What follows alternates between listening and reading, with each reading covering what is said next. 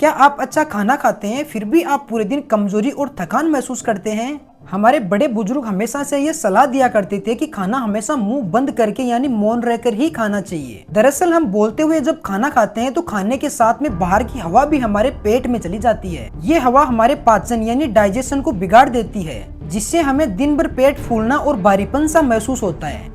नतीजा, खाने की असली ताकत हमारे शरीर को मिल ही नहीं पाती है।